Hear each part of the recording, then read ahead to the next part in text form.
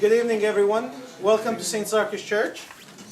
Today is the last part of our series of worship, education, and tradition.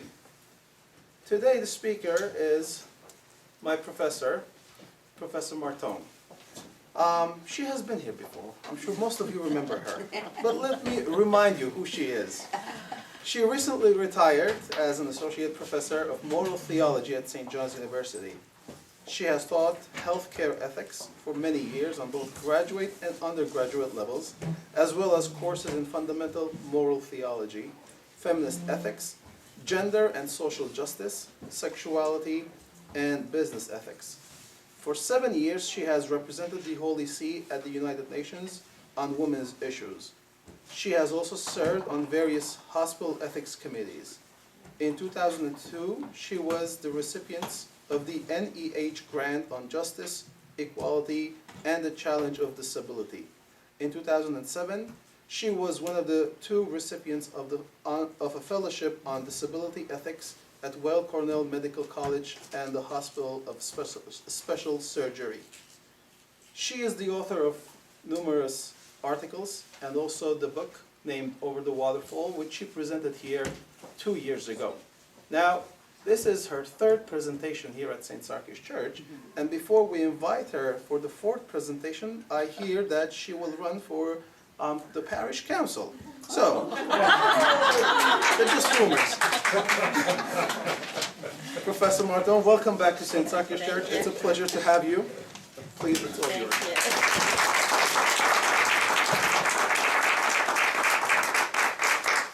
You know, as I listened to that introduction, all I could think of is, I'm old. But it is indeed a pleasure to be back. I see some faces I remember, so I guess it's been a while that I've been coming here, and it's always a pleasure. Tonight, I'd like to start, and I'll keep it short because I see there's food and you're probably hungry. But I'd like to start with the parable of the Good Samaritan. We're very familiar with that, but let me just quickly read it again. Jesus replied, "A man was going down from Jerusalem to Jericho and fell into the hands of robbers, who stripped him, beat him, and went away, leaving him half dead. Now by chance, a priest was going down that road, and when he saw him, he passed by on the other side. So likewise, a Levite, when he came to the place and saw him, passed on the other side. But a Samaritan, while traveling, came near him, and when he was with him, he was moved with pity. He went to him and bandaged his wounds, having poured wine on them. Then he put him on his own animal, brought him to an inn, and took out 2 denarii, gave them to the innkeeper, and said, 'Take care of him. When I come back, I will repay you whatever you spend.' Which of these 3 do you think was a neighbor to the man who fell into the hands of the robbers?" He said, "The one who showed him mercy." Jesus said to him, "Go and do likewise." Now, we're familiar with this parable. Usually when we talk about this parable, we're talking about it in terms of, who is my neighbor? I want to talk about it a little bit differently tonight. I want to talk about, why was that person his neighbor? And the talk that I give to you tonight is a talk that is becoming more and more a topic of discussion in our country, and a topic that needs to be brought forward and talked about, and that's the topic of caregiving. The Samaritan was the neighbor because the Samaritan saw somebody in need, recognized that need, and did something about it. Didn't walk by. So the first thing we have to do is be aware. And so often we go through life, you know, we're overwhelmed, we have this to do, we have that to do, that we just kind of close our eyes to what's going on around us because we don't have time. Time is a scarce commodity in this day and age. But the Samaritan didn't do that. The Samaritan noticed there was somebody in need. The other thing about care is it takes you out of yourself. You may not get anything back in return right away, but you see somebody or something in need, and you think about it. It moves you. It moves you beyond yourself, and it moves you into action. You do something. This is so fundamental. How many people in this room consider yourself a caregiver? Are you taking care of somebody? Any parent in this room better have their hand up. How many people in this room are care receivers? Thank you. Thank you. All of you. You know, I gave a talk to the Diocese of Brooklyn to 475 women. This is really sad. Last month. And when I said, are there any care receivers in the room, a room full of women, not a one person raised their hand. But the whole room raised their hand for caregivers. Oh my. But this is so fundamental because our theology teaches us we start out as receivers. Everything about us is a gift. And unless we recognize that we have been given, we're not able to fully give. The only reason we can give is because we have received. Everything about us is grace. We couldn't bring ourselves into existence. We can't keep ourselves in existence. All right? Think of it. When you were born, if no one took care of you, you would not be sitting in this room tonight. Yeah. But we forget that. We grow up, and we're strong, independent human beings who don't need anybody, and our culture feeds into that. And we forget how helpless we are. Our God keeps us in existence, minute by minute by minute. So we are care receivers. We are all interconnected, and it is not an embarrassment to need care. It is not an embarrassment. It is part of being human. Now, we give care out of many different motives. Sometimes we do it out of love. Sometimes we do it out of duty. Sometimes we do it for a paycheck. Sometimes we do it for a green card.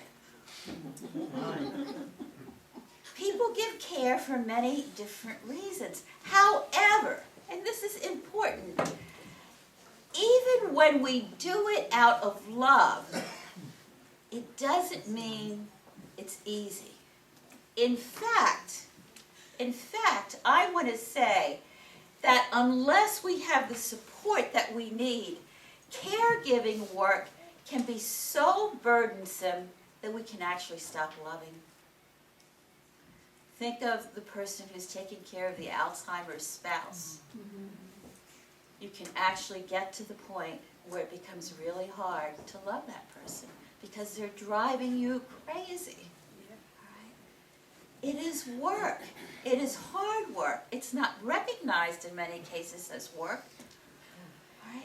But this is important work. Now, when we talk about caregiving labor, however, so much of the way we think about it is formed by our culture. And in our culture, as I hinted at before, we are taught to be strong and independent and not to need other people. To be needy kind of makes you less of a person in this culture. How many people have ever said, I don't want to be a burden? Well, I'm going to say something. And to me, if you take nothing else away from what I say tonight, don't forget this. People are not burdens.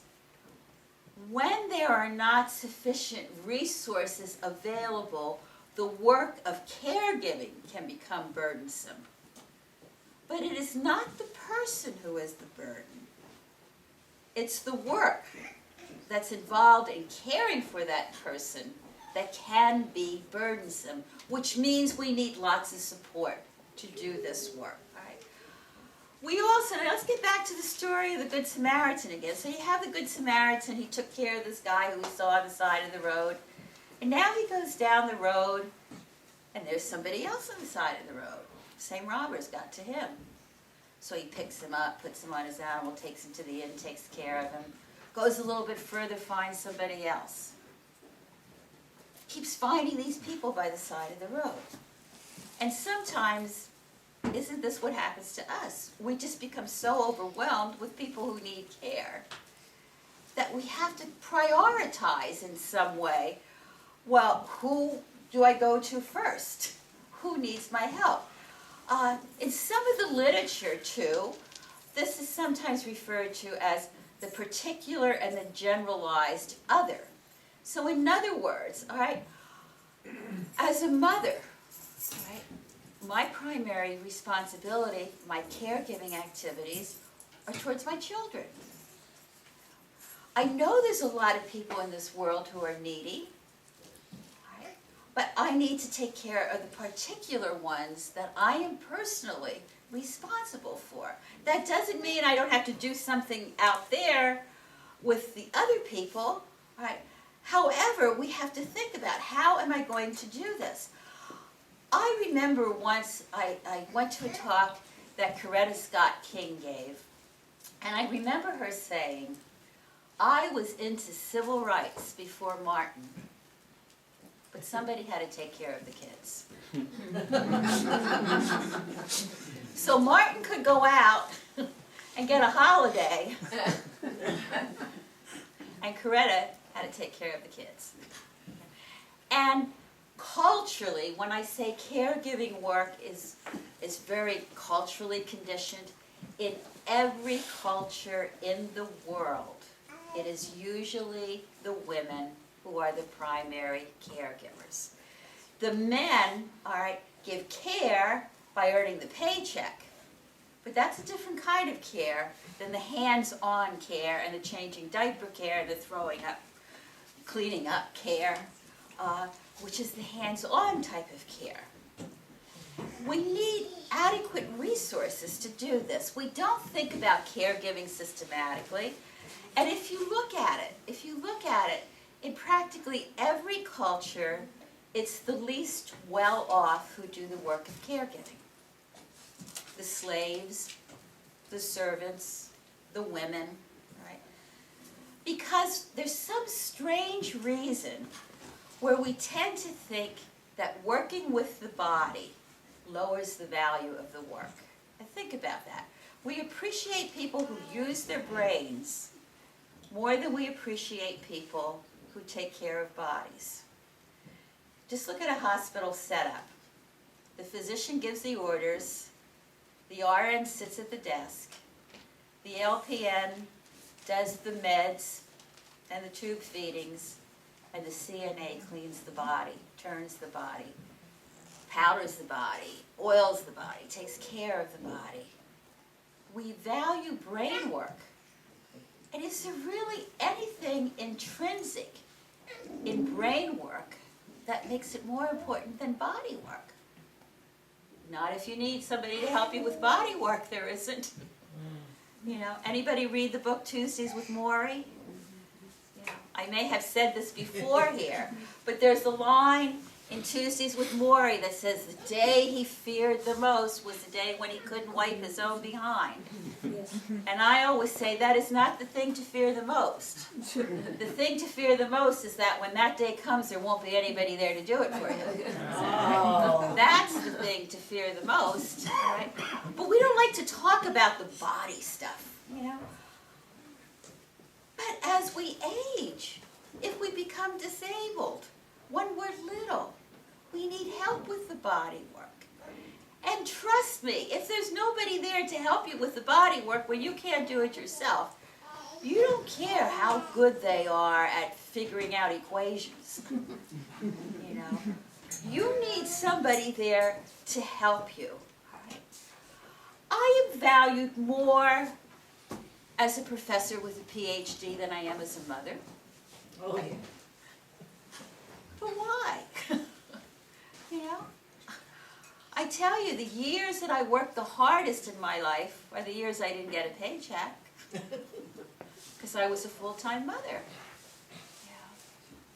But yet that work doesn't seem to have any value in our society until you don't have anybody to do it for you. Ironically, it's the enormous real power of care that makes its containment necessary. But to be a morally good society, we need to give care. Now I call this the conundrum of caregiving. And I struggled with this. I mean, I graduated from college in the 60s, worked for a couple of years, got married, had 4 children, stayed home, took care of the children, got my master's 20 years after my bachelor's degree, and then went on for my PhD. So I was old even back then. And I struggled because I knew the work that I did as a mother was extremely important work. But on the other hand, I also recognized that doing that work made me vulnerable. Now, what do I mean by vulnerable? It meant I didn't have credit in my name. I didn't have a paycheck in my name. I was part of the private realm, not the public realm. I didn't have a voice. And it can work out pretty well if you have a good husband. Yeah. But if you're a single mother, if you have a bum for a husband who leaves you with nothing, you have nothing. You're stranded. You're powerless in this culture. And so I struggled with this. I know caregiving work is important. I know my children need me. I also know that this work makes me vulnerable because I'm not building up my retirement fund. I'm not feeding into Social Security for when I get old. I don't have a voice out there. Back then, you couldn't get a credit card if you didn't have a job, you know. So I was extremely vulnerable. And then I came upon this book, and it's so obvious, and yet it made it, you know, it took me so long to figure it out. And here's what I call the conundrum of caregiving. It is not the caregiving work that makes you vulnerable. In other words, it's not taking care of the kids or the elderly or the disabled. It's not the work that makes you vulnerable, but it's the way society organizes that work. It's what society says is important economically, politically, that makes it important. So if it's the culture that says, well, this work isn't really important, guess what? What can we do? We can change the culture. We can change things. We can come to where we recognize how important this caregiving work is and put structures in place which support caregiving work instead of saying, you're on your own, honey. You know, tough, this is the life you chose. Now live with it. You know? And in many cases, this is the way our culture is set up. It's set up for abandonment. You can do anything if you're unencumbered. If nobody else depends on you, you have no responsibilities. You know, women can go far these days in the workplace as long as they don't have to take care of kids. If they become an unencumbered person where they have no responsibilities, because the workplace is set up for people who don't have those personal responsibilities, because it was set up that way because there was always a wife at home to take care of those things. But that has changed quite a bit. I just want to touch very, very shortly on the global dimensions of caregiving work too. And a lot of this comes from my work at the UN, some of my reading. Many women in the United States have gotten ahead, have been able to go out into the workforce, have been able to become part of the public realm and have their families because they hired women from third world countries to do their cleaning, their nursing, be their nannies, do all the work that they no longer could do because they were out in the public realm. And this is so prevalent globally, all right, because in many of the developed countries, you have an aging population, and you don't have enough caregivers available, especially if the women, also have careers now. So in many countries, you're going to third world countries, developing countries, to get people to come to do this caregiving work. It's the only way a lot of first world countries are able to get by with this, with their aging populations. And so much so that a lot of these developing countries are depending so much on the funds that these people who migrate to other countries earn. And in fact, and this, I'm not making this up, this is true, countries like when women migrate, because women are much more likely to send the money back home than the men are for the kids. Right? And so these countries that women have left to go to other countries to earn money, the countries back home are depending on this as part of their national product. Up to 40%, they're depending on this. But think about this. What about their own families? Okay, that's exactly where I'm going. Think about this. What happens to the families they leave behind? Okay? And what happens is, in many of these developing countries, you had these big extended families, much more community-oriented, say, than we would be in the United States. But now you're sucking out the mothers, you're taking the young people. In many cases, it's the grandmothers who now are taking care, or even teenage daughters are stepping in and taking over the role of the mothers. I don't know if any of you saw it a couple weeks ago in the New York Times. There was an article about Korean women, the elderly women, okay, because in Korea they don't have Social Security, they don't have things set up to take care of the elderly, because who's supposed to take care of the elderly in these countries? Their children. Well, guess what? Their children now are going other places. They have no one to take care of them, and the rate of suicide among Korean elderly women has skyrocketed because they don't have anyone. We can no longer think just of our own little place, whether it be Little Neck, whether it be the United States. We are all interconnected globally. And so when we are pulling women from third world countries to do our work so that we can get ahead, we have to remember, and that was an excellent point, what about their families? What's happening to them? They're being deserted. That's what it is. And it's causing all kinds of repercussions back there.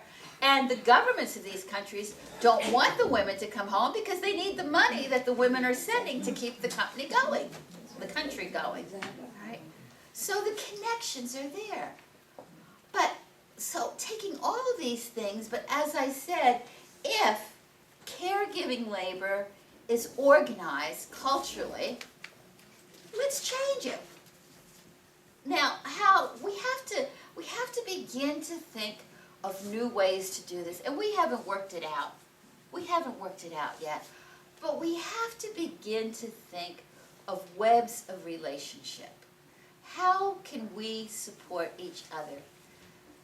As I was at your service upstairs, I was thinking of those webs of relationship, just seeing how you were feeding into each other, how you were holding each other up, how you were supporting each other, how you were all part of this service coming in. And the importance of community. You can't do it on your own. We need each other. And we have some beginnings out there, but I would say that for the next decade, this is the real important work we as a country, we as church, we as people need to think about. How do we build up webs of communities to take care of people who need care? Because we're all getting older. And there's tons of people who are going to need care. Now, Nowadays, it's more or less, if you think about it, in many cases, you're either on your own or you're institutionalized. You know, my children say, we will find the best nursing home we can. It's encouraging. And I said, okay, but there goes your inheritance. Good lines. So, but how do we care? Have any of you heard of a doula? Okay.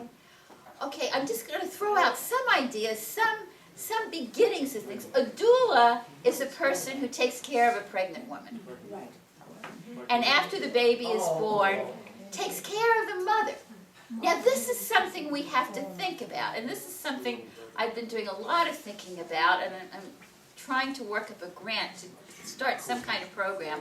We have to begin to think of programs that take care of the caregivers. We have to support caregivers. First of all, we don't even recognize caregiving work as work. So why would you need to support them? They're not doing anything. You know? So we have to first recognize it's work. We have to support them in their work. And we have to take care of them, too. There was also another article in the Times beginning of this year about a new program that started in New York, where nurses are actually going into homes and teaching parents how to parent. All right? Putting supports there. We see inklings of the kind of thing I'm talking about with the hospice movement. All right? Going into the home.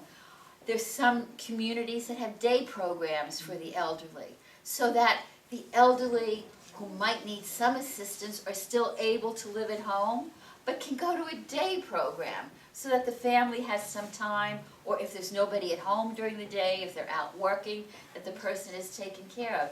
Respite care. And I do want to give recognition to our young men. I think our young men have really stepped up to the plate in many cases. You see young men doing a lot more than my husband did, than my father-in-law did. And they really have recognized, in some cases, in many cases, their responsibility, because caregiving work is so important. It takes everybody. It can't just be women. It has to be everybody. And women need to recognize, right? Because while there is caregiving, there is care receiving. Women are good at the giving, they're not so good at the receiving. And women have to begin to recognize it's okay to accept care. And by this I mean many women are caught up in the need to be needed. We got to get out of that. We got to get out of that. We are all equal. We need to be taken care of. When we need to be taken care of, we should be taken care of. When we can give care, we should give care. We're interdependent. It doesn't matter if you're a man or a woman. If somebody needs care, we are called by Scripture. This isn't just me saying this. Scripture calls us to take care of the person who needs the care. And so these are just some thoughts I throw out there to try to get all of us to think a little bit more about caregiving. How are we going to do this? How are we going to support each other in the process? And how are we going to recognize the importance of this kind of work? So I guess there's a little time for questions, if anybody, or discussion, if anybody wants to go